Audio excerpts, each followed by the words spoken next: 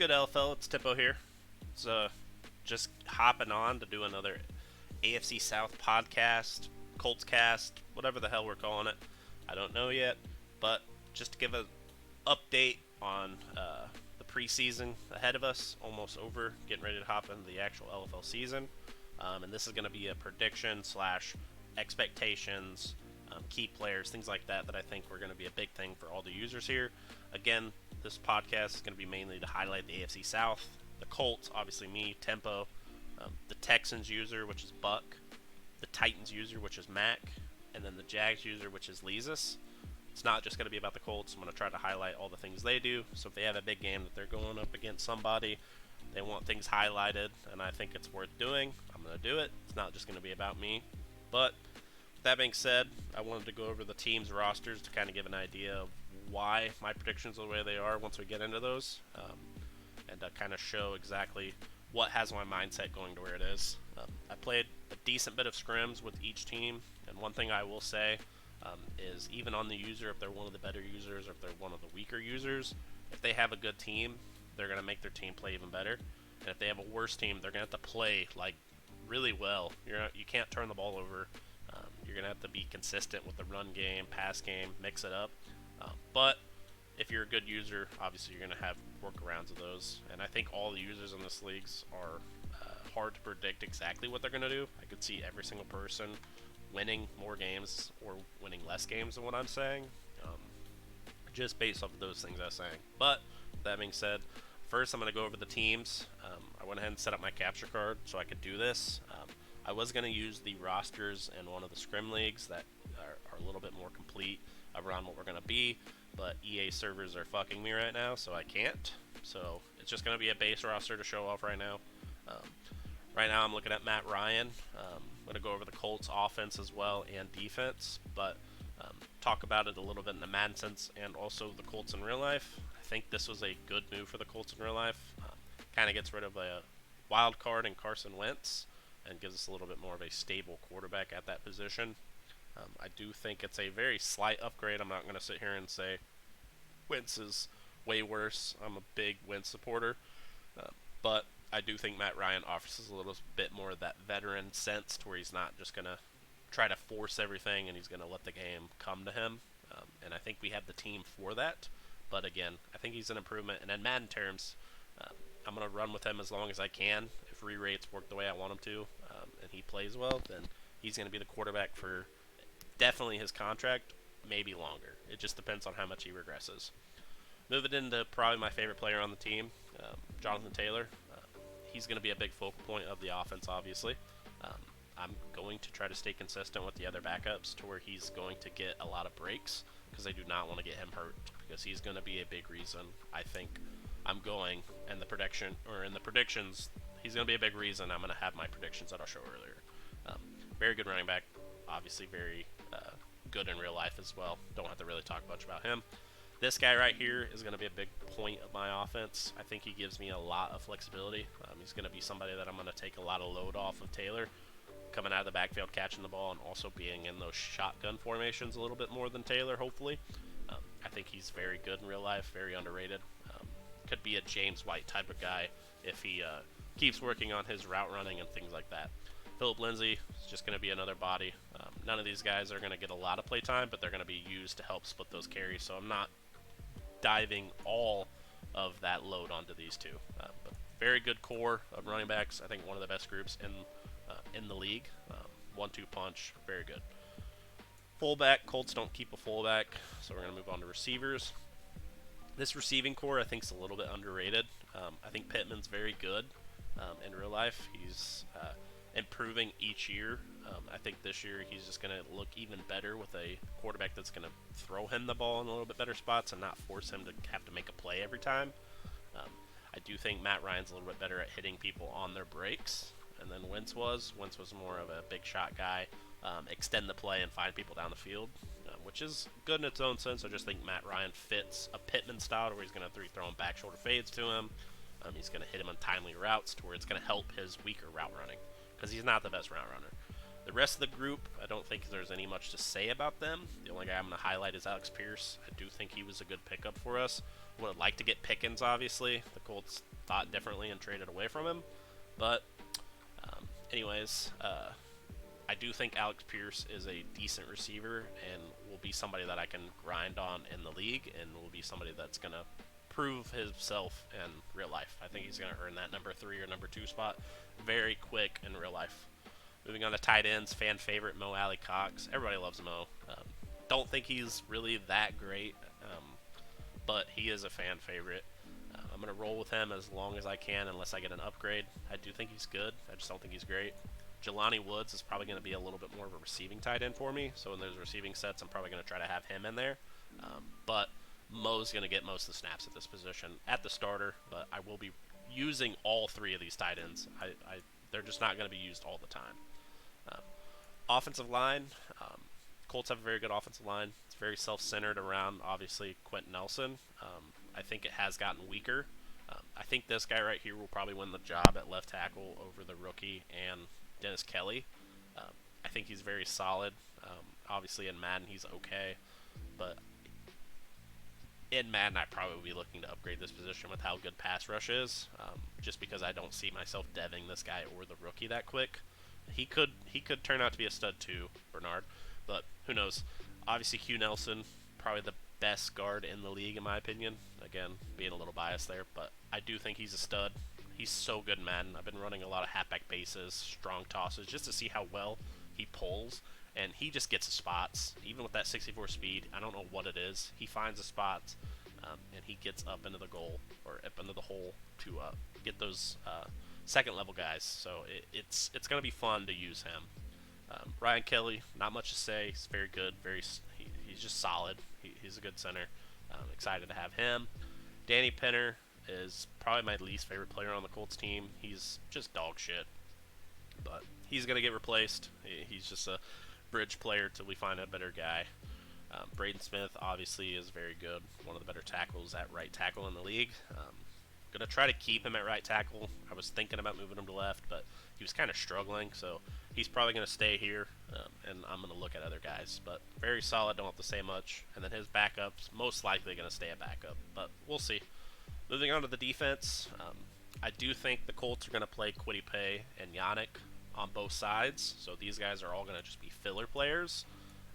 But I do think they have some benefits and have abilities to grow into good players, especially Dio. I'm going to try to build around him, try to dev him up. I don't think he's anything special, but I do like him. And then obviously Yannick, I think this was a sneaky signing / trade for the Colts. He's very good in Madden so far since I've used him. Gets to the spot on the quarterback quick, and with pressure being very, very good this year, it's going to be nice having a 1-2 punch at ends, plus obviously having Buckner.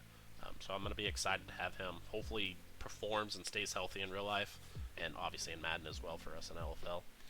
Kwity Paye is going to be somebody that's going to be on the Colts for a while. I love him. He's a stud. I'm such a fan of Kwity. I think he's a little overrated, to be honest, but I think he's going to have a big year for us. So hopefully this is preemptively just predicting that he's going to be solid for us, even better than what he was. But I do like Kwity. He's one of my favorite players on the team. Moving on to DeForest Buckner. Obviously, great defensive tackle. Offers a lot of things in the pass rush and obviously the run stopping. Don't really have to say much about him. Grover's a stud. Not much of a pass rusher, but going to help clog those holes. 4-3 scheme. Him and Buckner are really going to hold down. And I'm going to try to develop somebody else so these guys aren't taking every single snap, especially Grover, because he's not much of a pass rusher, so I'm passing downs, try to get him out of there, so he's not running every snap, and he's fresh for those goal line or short yardage distance situations, plus first down, second downs for run plays. Darius Leonard obviously is a stud, probably the best player on this team if I'm being honest. I know he's not the highest rated, but he just does so much for us. He forces so many turnovers. Sad that he's going to be injured for most likely 6 to 10 weeks, maybe longer, maybe less. Don't have to say much about him again. I mean, he's so good. The guy that's most likely going to get the job while he's hurt is EJ Speed. EJ's just an athlete. Not much else to say about him. He's pretty average. Not going to do much. But hopefully fills that role a little bit. Kind of gives us a little bit of a speedster at the outside linebacker and shoots gaps. Don't expect much from him, though. He's not very good. Bobby, going to need a big year from him, especially with Darius Leonard going down for hopefully not super extended time, but he is hurt for a while. But I'm expecting big things from Bobby. It's going to be somebody in this league that I'm going to try to keep on the team for a while. Depending on how well he plays, obviously, and who's up in draft, stuff like that. But I do think he's going to be a focal point around this defense for me in LFL. Moving on to Zaire, again, falls in that EJ Speed category. He's just a body. These guys don't get a lot of play time when Leonard and Bobby are healthy. Mainly just snap fillers to give them some breaks because we're most likely going to be a nickel most of the game. But, again, decent linebackers that just body fillers that have good speed, good attributes on them, but are not somebody that you want to have down every snap. So hopefully we can upgrade these positions and these guys can end up staying in their role of a backup. But right now, currently as starters, they're not key items. They're filler players for the future, bridge players, if that's the term you'd like to use. Stephon Gilmore, probably one of my favorite signings the Colts have ever had. Maybe honestly one of the biggest signings the Colts have ever had. I can't think of a bigger name that we have attracted in free agency. Most of our guys are built through the draft or traded for, so it's honestly breathtaking. I don't know if that's the correct word, but it's exciting, especially in real life. And Madden obviously he's going to be a goon, but just to see how good he is in real life, I hope he transitions and stays in that same role, but of being dominant. But I don't know if he's going to be at that same level, but hopefully he can keep it for us for at least most of the year, especially this first year of his deal. Second year, I don't expect as much, but first year, hopefully he's that way. Kenny Moore, he gets a lot of slander in my opinion. He's one of the better nickels in the game. That's what he's going to be for me. He's going to be a nickel corner. He's going to play other downs as well, but most likely going to only be in there at nickel and dime situations. And 4-3, depending on the coverage, he's probably going to be either sitting on the bench or getting reps, because we're going to most likely be a nickel team a lot. Isaiah Rodgers, honestly, I think he is a big reason they got rid of Rocky Sen for that Yannick trade. They have a lot of faith in him. He's improved a lot. He's a freaky athlete. Getting better and better in coverage every day, and I know the Colts are very high on him. So I'm excited to have kind of a 1-2-3 punch of a good nickel corner and a really good number one, and then a guy that's going to be able to be sneaky good, I think, in this league. I think he's going to improve. He has a lot of potential, in my opinion, to be a solid number two behind Gilmore. And then the rest of the group is, they're not great. They're not terrible. Most of them are not going to get a lot of play time, but some of them will get some. Free safety, Julian Blackmon, one of my favorite players, again on the Colts. With Kari retiring and us losing Odom, we need him to stay healthy. Without him, I don't really know if this group has much help outside of him. Hopefully he's good and stays healthy. That's really all we need. Ronnie McLeod, I know Colts are kind of happy they got him, some Colts fans. I think he's going to be sitting behind this guy right here, Nick Cross. I most likely will be doing the same in LFL. But, again, if he's the starter, he's going to get the start. He's good. He's just older, a little bit slower. I'd rather have speed out there, a guy that can fly around like Nick Cross, who I think is going to be a big person I'm going to focus a lot of training into. He's going to be a big part of this team. So, I like Nick Cross. Maybe not this year, but definitely next year will be the starter. That's the Colts roster. I think it's very well balanced on offense and defense. Obviously has a lot of positions that need upgraded, but I do think they have a lot of pieces that are in good contract years where they're not getting paid ridiculous amount of money, and also they have a lot of cap and flexibility over the years once they have to assign some of these guys. Moving on, going over to, we're going to just go down the list of who I find first. So we're going to go to the Jags. This is Lezus. If you're not familiar with Lezus, he's likes to pass a lot in the games I played with him. I think he's going to have a tough time passing with this team, just because Trevor Lawrence is going to be pretty raw at first. I do think he still has a lot of potential and is probably the best quarterback to have in this division to grow in this series, but I do think the first year he's going to have a tough time. Running backs obviously is a two-headed punch as well. I think ETN's probably going to get most of his carries because he likes to come out and gun a lot, and probably be most of his focal point. But I do think James Robinson's a good back, especially in Madden. He's going to be able to run in between the tackles and have a little bit of a power back. So I do think both of these guys are going to be good for him. Again, these are not the actual rosters, so the speed and all that's not correct, but it is going to be closest to who's going to be the starters for him. Moving on to receivers, I do think they have an underrated receiving core. Christian Kirk, obviously that contract's going to be rough, but at least he's decent. Like, he's a good receiver in Madden. He's got good speed, decent route running, going to offer ability to throw the ball down the field, and also give him not a number one truly, but a guy close to a number one. So I think it's going to be a good matchup for him and Lawrence. Especially, I think it's going to be good IRL as well, or IRL. And then Marvin Jones, just a vet guy that he can throw around the field. I don't know if there's too much to say about him. I don't know if he's great or good, but I think he's decent. Chenault, everybody loves Chenault Madden. I don't know why, but everybody wants him. He's pretty good, decent player. He's going to be somebody that Leezus can try to build around or use as trade bait because everybody seems to want him. And Zay Jones, another player that the Jags gave kind of a dumb contract to, but somebody that's going to be decent in Madden for a fourth or third receiver. Just not really happy to pay that kind of money to a guy that's not going to get a lot of play time. Moving on to tight end, I think, again, this is a good Madden play. So the Jags have Madden players. So in Madden terms, I think Evan Ingram is pretty good. I mean, he's going to be able to offer a lot of the things other tight ends are going to do. Just another higher contract player for, they signed him to like 5 years, I think. I don't know if this will let me see. No.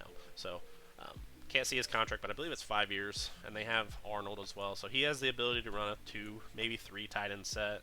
I don't know how familiar these guys actually are, or if they're actually on the team, but will be a setup that he can use. Moving on to the offensive line, I think their offensive line's pretty average. Nothing really too standoutish. Left tackle's okay. Left guard's not very good. Center's not very good. Brandon Sheriff's probably the highlight of this team. He did get a fat contract. So again, another contract that just kind of makes this Jag team a little less favorable than most would want. But I think he's a good player. So at least you have a solid guard who's not super, super old that you can play around with. Then right tackle, again, it's not very great, but he's an okay player. Moving on to defense, this is probably the highlight of the Jags team is the defense. I think they have a lot of fun guys. Left end, they're going to be most likely a 3-4 team for the cycle.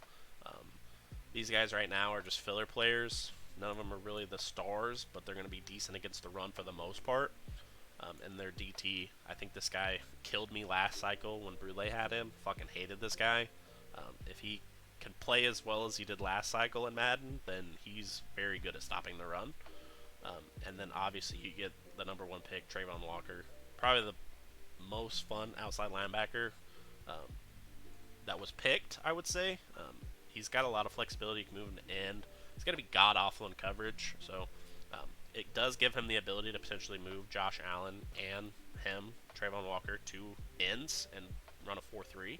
And maybe have a split look to where he's running a 3-4 and a 4-3. But I do think a 3-4 is probably the best place to utilize that speed. He's gonna surprise some people in coverage with that speed. This guy, I'm not gonna even try to pronounce that name, butcher the fuck out of it. But I think the linebacker core in the 3-4 setting, these guys are gonna be good at stopping the run, providing some coverage. I'm not too familiar with Devin Lloyd, to be honest, at Utah, but I do know Mumo was pretty good at Wyoming. So they got 2 young guys to build around. Again, maybe use this guy as trade bait, but they have a decent linebacking core of people to build around. And then obviously probably the star of the team on the defensive side, Josh Allen. Fucking hate this guy in real life. Can't wait to pancake his ass in Madden. He always gives us problems. He's very good. Sneaky athlete, obviously, and he's just an insane pass rusher. So Leezus has 2 solid pass rushers to build around. and a game that pass rushing is very good. So I think that gives him win conditions if he can build around those guys and get them up to par. Cornerbacks for this team, I don't think Bach has these guys this good, but I do know they're average, so they're going to be league average. And in a division where the receivers are not that imposing, um, it kind of opens the door to where these guys aren't going to have too much pressure on them. So I think these are serviceable corners and guys that are going to be good for him. I do think Shaquille has a little bit of an annoying contract as well, but at that being said, they're good players and they're all relatively young for the most part that he can build around. Safety, they're both pretty weak, but guys that are going to be serviceable for the first year, most likely going to get replaced. Just bridge players, nothing to shine on. They're just average players. Both are going to just give him positions to look at in the draft. So nothing to set in stone at that position. Let's move on to the Titans. Go back to offense again. This is the Mac attack Titans user. Wasn't very familiar with Mac until he joined from SML. He is a good user. I mean, he made it to the AFC Conference Championship in the AFC.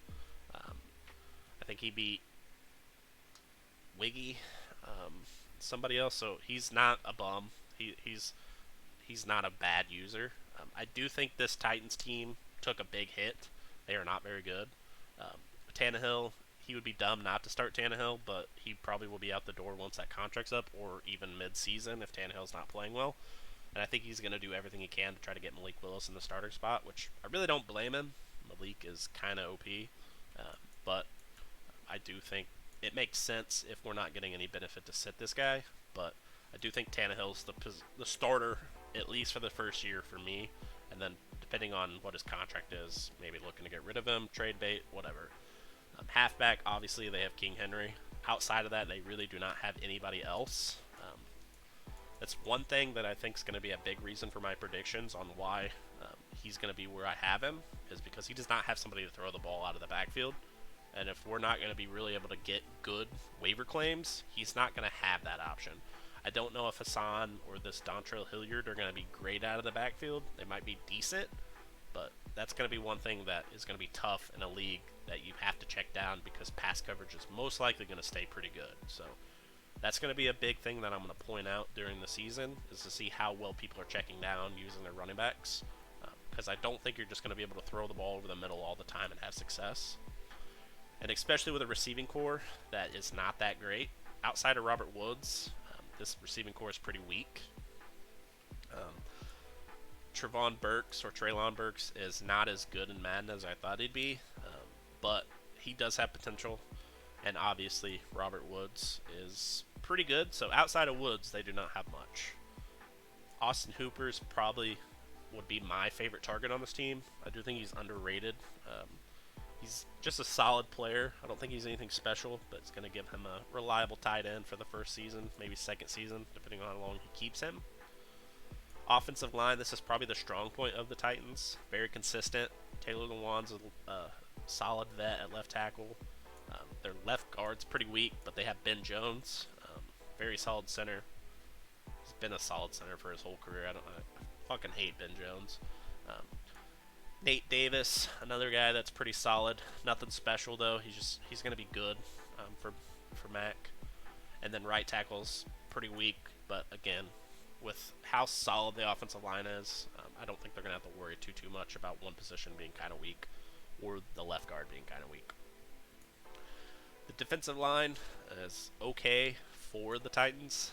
Danico Autry is probably going to be that other guy outside of Jeffrey Simmons. I'm going to say that Jeffrey Simmons is going to be a Titans for this whole series. There's no way Mac is going to trade him or anything. He's not a stupid user. That's going to suck having to play this dude because he's just going to keep getting better and better and better. He's so good. I mean, I'm obviously a Colts fan, so I get to watch Jeffrey Simmons at least 2 times a year, but I'm friends with Titans fans, and I try to watch as much as their games, and I love watching Jeffrey Simmons. He's probably one of my favorite players on the Titans, even though I fucking hate the Titans. But with that being said, he's a stud. Wish he was on the Colts. Hate that I got to play him twice. He's going to be a wrecking havoc, especially on Danny Penner's little ass. That's why I want to replace him. Anyways, key player to build around. It's going to be fun to play against him and have to actually prioritize him in our games. Defensive tackle, they're a little weak here, but when you got Jeffrey Simmons, you just really need another body. So they got bodies they can throw. None of them are special. None of them are super great, but guys that are just going to fill bodies, fill holes. So big guys. That's really about it. Outside linebackers, I think Bud Dupree is very underrated. In Madden, he was flying around the field in my scrims I played against the Titans. Dude just makes plays for some reason in the game. I don't know if he's going to be super great in real life, but in Madden, I think he's a good piece to at least have for a year or two until he starts regressing. But again, that first year, he's going to be annoying to deal with. Middle linebacker, they took a little bit of a dip in this position. I think Zach Cunningham's a decent user. He's a good player that you can use to cover the tight ends, cover the seams, and actually user yourself. And then you can also use another guy to let him do his own thing because he's going to be a little bit better as a CPU. I think this core is okay. I don't think they're anything special, but they're a decent team. Got some pieces to kind of work around, but nothing to really set in stone at the position yet. Harold Landry, again, killing me in scrims. He's so fast, he just blows up the edge, and any run plays you try to run outside the tackle, for some reason, he's just killing me. So not looking forward to playing him. I think he's somebody that's going to easily dev, because he's most likely going to dev up due to performance. This franchise is going to have a lot of sacks, and I think he's going to be one of the guys that's going to be one of the top runners if he plays like he is in scrims.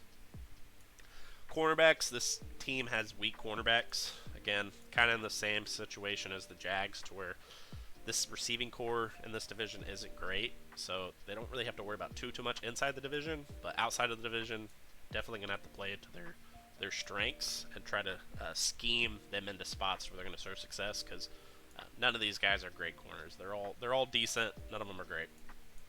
This is probably the best player on the defense outside of Jeffrey Simmons. Mac's going to really have to work on getting him in positions to where he's going to impact plays. I think that's one thing that Mac will do well. Kevin Byard is very good.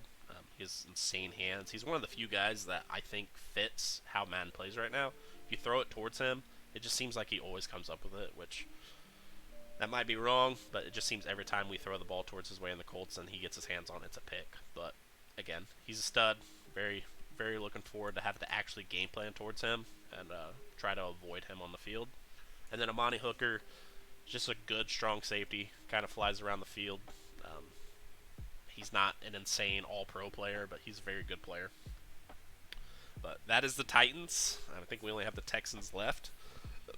Moving over to them, I can actually kind of skip the Texans. I'm going to take a quick sip. My voice is kind of going away. But anyways, sorry about that. I think this team is one of the weirdest teams I've seen in a sim. I was kind of checking out some of their contracts, and I don't know if Buck really understood what he was kind of getting himself into. Davis Mills, I think, is very good. I think he's a quarterback that would be worth trying to develop. Pretty sure Bach has him at the same overall as this and star dev. So he's going to be somebody that's going to dev decently well even outside of the re-rates. And he has good enough ratings to get those re-rates through the quarterbacks. Moving through the running back core, very weak. Rex Burkhead, most likely going to get cut by Buck. Damian Pierce, I think, is going to be the starter for him, and based off of what the roster are looking like. Marlon Mack and him are not bad, but he does not have anybody that's really like worth talking about. They're all just decent. Jonovich is actually pretty good in the league that I was seeing, so maybe he'll utilize him. Actually get some sets to where you're going to utilize him a little bit more and try to get him to impact the game. Receiving core, I think he's going to try to trade Brandon Cooks. Personally, I would try to keep him. He's going to be good for 2 years at least before he starts regressing. But if you can capitalize and get somebody to take on his contract for a decent pick, then I don't blame him. Outside of that, the receiving core is not great. Mechie's going to most likely miss the whole first year. I think Mechie's probably one of the better receivers out of this class once he gets healthy. I think he's battling some form of cancer, if I'm not wrong. Once he gets all through that, and if he's able to get back to playing, I think he's going to be a stud. Um, Philip Dorsett's going to be good in Madden. Chester Rogers is going to be pretty okay in Madden. None of these guys are like insanely good, but he does have probably the best receiver in the division easily. Somebody that's going to cause a lot of problems for these teams that do not have uh, great corners. Tight end, the position's very weak. Maybe somebody that he can look to Dev and Brevin Jordan, but nobody to really stand out, talk about. Very weak position. Going on to the left tackle, this is one of those players that is just like puts you in such a weird spot. It's very good, obviously, but he's gonna have no cap space. I mean, Larry Tunsil's getting paid like $17 million this first year, I believe, and then his contract jumps up to like $34 million, I want to say. Not ideal, not ideal at all. But again, it's a good tackle, somebody that potentially can keep once he gets past that stupid contract. I think it's somebody that's very good in Madden. And this offensive line's honestly not one of the worst ones that I've seen. I can't remember exactly what they're rated in the actual league. I don't think they're too much worse if they are worse. But all decent players to where it kind of gives him a steady O-line to where maybe those running backs that aren't the best will still have some holes that they can hit. But again, average O-line, not terrible. So doesn't really have any glaring holes, I'd say, at O-line at the moment. Getting into defense, again, just a weird team. I mean, I don't know who the Houston Texans GM is, but he just has weird habits of just like adding guys that you just makes no sense. Like Jerry Hughes, obviously a vet. I don't know why he signed to the Texans. He probably could have went anywhere else and tried to compete, but he probably just took the most money because I'm assuming that's the kind of person he is to go to the Texans, or literally the only team that wanted him. I don't know, but decent end. He's not bad. Jonathan Greenyard, obviously out of Florida. One of my buddies is a Florida fan, and he loves this dude. Very solid. Nothing special though. DT, there's not much to work with. In a division that has Derrick Henry and Jonathan Taylor, it's going to be rough for him for the first couple of years. He's going to have to really scheme well to stop the run against us. Again, that's going to play into my predictions as well. But if he can user well, obviously Buck's a good user, so he might be able to stop the run even without having good DTs. Linebacking core, again, just one of these Madden cores. Not bad Madden, not going to be anything you really want to develop though, but all guys that have good speed, going to fill holes for him, and some guys that potentially can be built around that are still relatively young. But all decent, usable pieces to user. You can always make decent linebackers better with your user. And probably has some of the best corners outside of me in the league, or in the division. Sorry. Stingley's probably going to be his. I would probably start him at number 1 and just let him get as many snaps as he can, and then probably fill these guys into the slot somewhere. Again, another weird contract. They just have guys that are good but have weird contracts. But I think this core of corners is pretty good. I don't think they're bad. Moving on to the safeties, again, another bridge players, nothing special, nobody to really talk about, just guys that are going to fill a position for Buck and hopefully improve in the draft, but again, nothing special at the moment. But I do think this is the scariest user in the division if he takes this serious and has that Lundo internet. I think he's probably going to be the toughest competition for me, if, again, all those factors. Without that being said, without those, I think Mac is easily the toughest spot for me. I just think the Titans first year are going to be a little bit rough if he can't, if he doesn't start Tannehill, which I don't think he's going to find a way to not start Tannehill. Just personal reasons, which is fine, but I just think that's the case. Now, that being said, moving on out of the teams, I didn't really get too into depth with what I was expecting from players or anything like that. I just wanted to kind of go over the rosters, kind of give an idea of what the teams were. going into my expectations, so this is Elias' schedule. I was able to find a couple diagrams that worked very well for this. This was one of the ones. It's not the most clean setup. I'm going to keep working on this. I'm not very good at graphic design, things like that, so bear with me. But right now, this is who Elias plays. So he has more away games than he has home.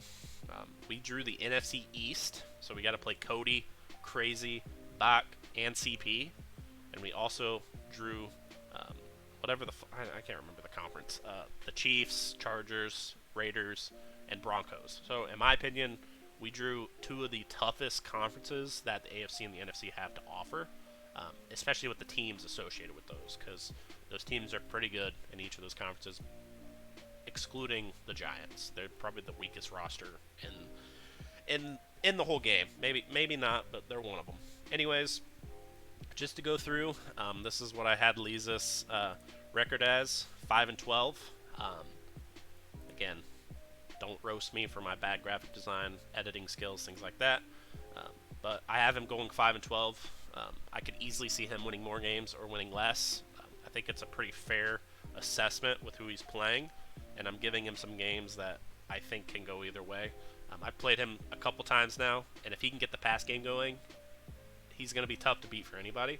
I just don't know if he has the sticks for defensive skill to take care of some of these guys that are insane at this game. So, especially with a weak team. That's not a shot at him. I think he's a good user. I just think his team's very weak, and it's going to show this cycle. And that's really what I'm predicting all these records on. Going into his away games, I wanted to start with away first. Cody, obviously, is a stud. He's probably going to win the chip or be in the Super Bowl this year with that team. I think he has no weaknesses on that Commanders team, besides maybe a couple of line spots. But that team's very built around his play style as well. I might have him losing to him. Omni with the Jets, I think this is a toss-up. I could go either way. If Omni can get Zach Wilson rolling, I think it's an easy win for Omni, but I think that Jets team's going to be rough, especially with Becton out and having Trayvon and Josh Allen rushing a weak offensive line already. It's going to be a tough time for Omni, so that's why I give the edge a little bit to Elias. Georgia is the Lions. I just think Elias is a little bit of a better user. The Jags are a better team in my opinion. I think he just wins that game. Caleb, I don't know too much about Caleb from previous years, but I do know him back in TFL, I believe it was. He's pretty good, always solid. I think the Chiefs are a very good team, and I don't think the Jags have any business beating them. So as long as as long as Caleb just doesn't do anything terrible, I think that's an easy win for him. Same with Future, Harden, and CP. I don't see the Jags beating those teams. They're just too stacked. They're just too good of teams. Moving on to Buck, I do have Elias losing on the road here. Again, I think this could go either way. Both users are going to have a tough time with their teams, and these are probably some of the more even match teams. And then against me, I have him losing on the road. And then against Mac to finish out these road games, I have him losing as well. So on his road, I have him only winning 2 of them. Again, bad team. Home field advantage this year is going to be big on the road. So not being able to secure that home field advantage is easy with having these big shot plays or these interceptions that lock you in to these home field advantages. Excuse me. I think that plays into why I'm going to have him struggling on the road with this team. Moving on to his home games, I have him winning 3 games of these. I have him losing against Bach at home. I just think the Cowboys roster is a little bit too good. He's just not going to be able to stop the run. And those receivers and everything, there's just too many weapons on that team. I just don't think the Jags have enough. Crazy is obviously the favorite for most people. I think he's still going to be very solid. Most likely will make the playoffs. I think it's going to be a closer game. He's going to have to win every game close, but I do have him beating Elias. Ruba, probably my Super Bowl favorite for the AFC. Very good user. If he can get Lamar going and pass well with those weak receivers, he's going to be tough. But I will be honest, those receivers are very bad, so he's going to have a tough time passing. But I think he's going to be fine because it's Ruba. Parade Silence, I do have Elias beating him. I remember playing Parade. I just don't think he's going to put a lot of time into the game. He seems very busy, doesn't talk much, and that could be a bad assessment of him. He was always decent when we played back in TFL, but I just think he's not going to have the time and effort that Leezus is going to put into the game, and I think that's where he's going to fall short a bit. Um, Graced, probably my second seed in the AFC. I think the offensive line is going to be rough for him, so I do have this game being close. I didn't do scores or anything, but if you can't stop somebody's offense, even with sacking them 4 or 5 times, which is not going to happen. You're not going to stop Grace. I think he just outguns him here. And with Trevor Lawrence being way worse than Derek Carr, I don't see him winning a shootout against him, especially with Devontae, Waller, and Renfro. So it's going to be a tough time for the Jags that game. But they are going to sack him a lot. I will say that. Then I have Leezus beating Buck on at home field advantage. Um, Again, I just think home field advantage is tough to overcome, and having that slight advantage with a worse team is obviously going to show up big for those users. Then I have him losing to me uh, on the road. Again, I just think my team's a little bit better. I think the run game is going to help me control the game. It's going to be a close game, and hopefully I can break that fucking streak of the Colts not beating the Jags on the road before, and also secure the win at home. And then I have Mac losing to him at home. I can't remember what time this game is, but I'm going to expect Mac to throw in Malik Willis at some point during the season. And that's where I'm going to have him start down spiraling and losing games. But 5-12 is my prediction for Leezus. I could easily see him winning less or winning more. I think he's a good user, just think the team's not very good. Moving over to Mac. Mac is one of the guys that I could see going either way. Again, not to sound like wishy-washy, I just think he has good experience at usering bad teams. He's not always picking good teams, so he understands that he's going to have to play a certain way to win and go towards his win conditions to do that. That being said, and this isn't a shot to cause drama or anything, I think he's going to look to push Tannehill out the door as quick as possible, which could be realistic in real life, but I don't think it's the play in Madden. But I do have him getting rid of Tannehill some point throughout the year and starting Willis. I have him going 9-8. You kind of already got a glimpse of the records. I forgot to name these things. So I have him going 9-8. Again, if he starts Tannehill, I think he's going to potentially beat me out for the division. But I think at some point he's going to get tired of using him and find a reason to sit him. But I have him going 9-8 once he starts Malik. We'll go over his road games as well. It was kind of hard to get these diagrams perfect, so it's not perfectly lined up. I'm going to go a little shorter on these. I think he beats Caleb. I think he's going to lose to Brule. Brule is probably going to be one of my sneaky picks this year with that team. People are sleeping on him. He's very good defensively, and if he can get the offense rolling, Brule is obviously going to be one of the favorites. I think Dozen is going to surprise people with that team, but I just think Mac's too good of a user to lose to Dozen. Cody's obviously my favorite, and is Cody. Nobody wants to play Cody. Future Harden, Mac, again, I just think he's a better user. Future Harden likes his money plays, PA, things like that, and Mac's going to read that really quick and be able to adapt. CP, I think he's going to lose to.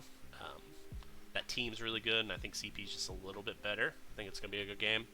And then I have him losing to me.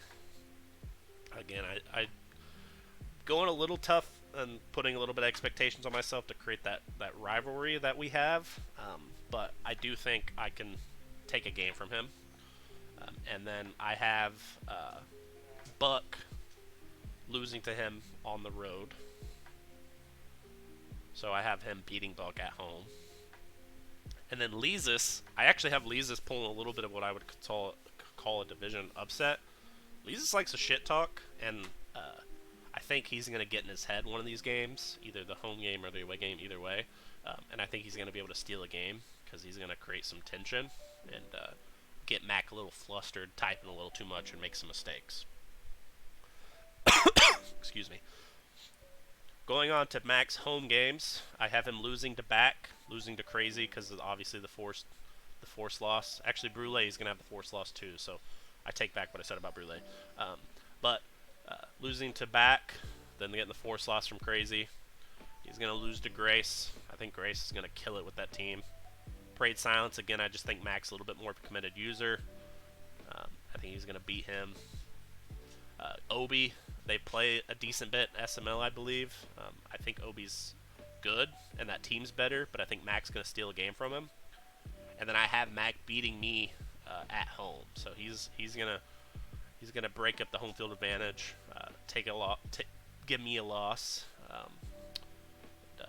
beat up on me. Okay, and then I have Buck getting beat at home by Mac, and then Lezus also getting beat at home. So again, Mac finishing 9-8. Kind of rambling a bit, so I apologize. I think Mac could easily win 12-13 games, but I just think he's going to potentially sit Tannehill, and that's what's going to force him to lose a little bit more. And even if he starts Tannehill, I could see this roster just being a little bit weaker to where he's going to have a tough time on the offensive side of things if Robert Woods isn't that good. That being said, 9-8 for him. We're going to move on. Okay, moving on to the Texans. I couldn't find the same picture for the Texans, so it's going to be a little bit of a different format. I'm not going to go too in-depth with Bucks. Again, I think everybody knows Buck's a good user, and this is just a prediction based off the team. I think he could win every game if he plays like he can, but this team's very weak, so he's going to have to play perfect to win a lot of these games. That being said, I have him going 6-11 with this roster. I think a lot of the internet issues, if he's not able to correspond with Lundo to where he's getting the better interconnection, he's going to have some tough times. And then also, we have a tough schedule. I mean, we got to play the NFC East and the, I think it's the AFC West division. So it's not going to be a fun time to play some of those guys. But you can kind of go through, see who I have him beating. 6-11 would be kind of the floor for him. I could easily see him winning 10 games if he is able to play every game and somehow can combat that bad roster. But I do think Brandon Cooks is a win condition every game because he's very good in game. So that's what I have for Buck. Not going to go into a depth. Again, this video is already kind of getting a little bit longer. Not to throw shade at Buck. I do think he's a good user. I just think that's going to be, because of the team, is going to cause him to lose more games. Okay, then going into mine, again, I'm putting a little bit more pressure on myself. I wanted to create that tension of where people are going to doubt me. I usually don't put pressure on myself and kind of just sit in between the shadows of not being good. I'm going to go 11-6. I have myself sweeping Buck, sweeping Lezus, only losing one game to Mac. And then I have myself losing to the whole the NFC East besides Crazy. Hopefully I'm able to get that run against him. It's going to be a tough game. I could see myself losing every single one of these games as well. I will just say that. But I'm going to put a little bit of pressure on myself, try to clamp this division, hopefully try to win 13 games, try to get home field advantage to where I don't have to deal with those home field advantages against some of the better users in this conference. But that's kind of where I have myself at the moment with this team. Again, I could see it going any other way. All these users in this division, I would say, are decent. None of us are the top tier guys, so it's kind of open-ended based off of team performance. And I just think the Colts have a more complete roster currently. But with that being said, there's not much more to go over.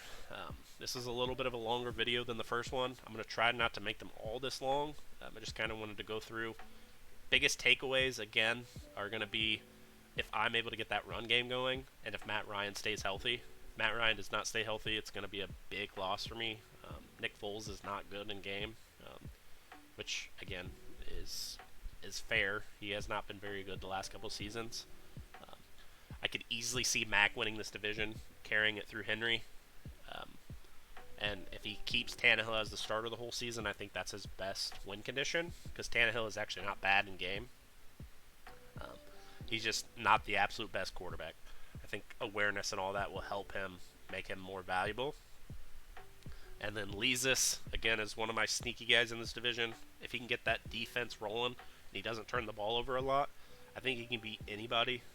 I've played him a couple times. He's pretty tough, especially when he gets the pass game going. It's just his mouth might do a little too much talking and cause more problems and get in some people's heads. So hopefully he doesn't get kicked. He's fun to play with. It's good to have that trash talk, but I know some people are some sensitive Nancys, but it's good for the league to have some trash talking. And then Buck, obviously, he's the 2020 king, self-proclaimed king, as I shit talk him here. I think he's good. Just has a very bad team. I mean, it's really what it comes down to. I don't think he understood how bad the Texans roster would be. But he's a good user, so if he can figure it out, he can obviously give anybody problems with how he plays. But with that being said, hopefully this video is kind of a cool concept. Hopefully you guys like it. I'm going to try to keep doing these. But I do appreciate all the extra people making content. I will try to be getting a webcam. I don't have one currently, but just to make it a little bit more personable. But I do appreciate you guys taking the time to listen. If you have any questions or anything you'd like to have included in the next ones, just let me know. Thanks, guys. Peace.